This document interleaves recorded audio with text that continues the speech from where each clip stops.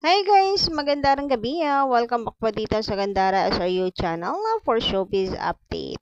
Andito na naman nga po akong muli nagmamaganda po ninyong kachismosang Kim Pao upang magatid ang latest update and fresh happenings patungkol sa kanilang dalawa. Kaya naman kung isa ka sa mga hindi pa nakaka-subscribe, i-click mo na yung subscribe button at notification bell para mag-updated at una ka sa nilalabas nating balita. So, ito na nga guys for tonight's video. Ang pag-uusapan natin ay about po sa ganap ni Kimi dito sa Pasig, sa Metro 10 Pasig City para po sa Super 8, 10-10, Big 10. So, kasama po si Kim Chu sa isa po sa mga guest, mga bigating guest po dyan. So, mayroon pa rin pong ibang artista, pero si Kimi ang atin pong inaabangan, and actually guys, siya po ay talagang dinumog po ng mga tao. Ang dami pong naghihiyawan, ang dami pong pumunta para po kay Kim Chu. Talagang pang superstar po talaga ang level nitong si Kim Chu. Kaya talagang dami po at tago-umapo yung blessing sa buhay po niya. And napaka-energetic niya po kanina. Grabe, isa po talaga sa pinaka magandang kunin po parating host. Si Kimi, mga guest, si Kimi.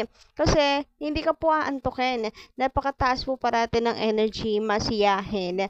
At mahal na mahal ng mga fans. Sayang nga po sana dalawa po sila ni Papi Paulo na kinuha po nilang guest para lalo pong dumagundong ang hiyawan ng mga tao sa sobra pong kilig. Pero siguro kasi masyado mataas na yung talent fee ng dalawa, lalo na pag magkasama sila, baka maybe one of the reasons kung bakit. Pero ayos na rin kasi masaya na rin naman po yung mga kakimpaw natin.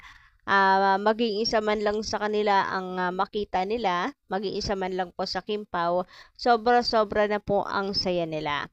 Anyway, napakaganda, napaka-diyosa po ni Kim Chu dito. So, bagay po sa kanya yung suot niya, yung damit niya, color blue. Litaw na litaw po ang kanyang ganda. Yung kanya pong puti, nako, grabe. Litaw na litaw ang kinis ng isang Kim Chu. And bet na bet ko nga po yung outfit po niya dito.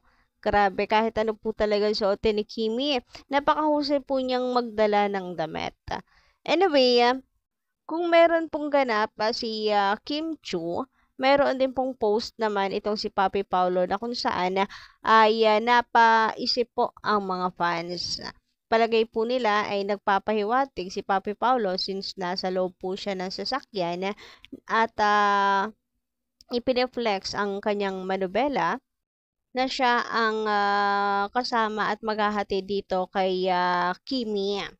So, baka raw po si Papi Paulo ang kasakasama nitong si Kim Chu. Sinamahan talaga siya ni Papi Paulo para makasigurado. Meron nga po nagsasabi na grabe talaga ang isang Papi Paulo. Gusto po niya nakakasiguro siya na safe talaga si Kimi. Ganun magmahala. Kasi iba rin talaga yung panahon natin ngayon no? Medyo maulan, tapos samahan pa na gagabihin itong si Kim Chu. Nung nakaraan, malat yung boses niya. Parang meron po siyang sipon or ubo kasi namamaos po siya. So, hindi maganda para sa paambon-ambon tapos mapupuyat pa. Kaya baka raw, palagay po nila, sinamahan ni Papi Paulo itong si Kimi. Grabe, connect to the dots po talaga. Overthink malala. Kasi naman, yung mga update po ng Kim Pao, nagtutugma-tugma din naman nga. Kagaya nitong si Kimi, ngayon nga, meron pong event sa Super 8 sa Pasig City. Tapos si Paolo magpo-post ng ganito. Paano nga namang hindi isipin ng mga fans? Lalo na't ito po ang kasiyahan at nakakapagpakumpleto sa araw po ng mga Kim Pao fans. Lalo na kapag ka-sweet and inaalagaan ni Papi Paulo or nakikita nila na extra careful si Paulo kay Kim Chu.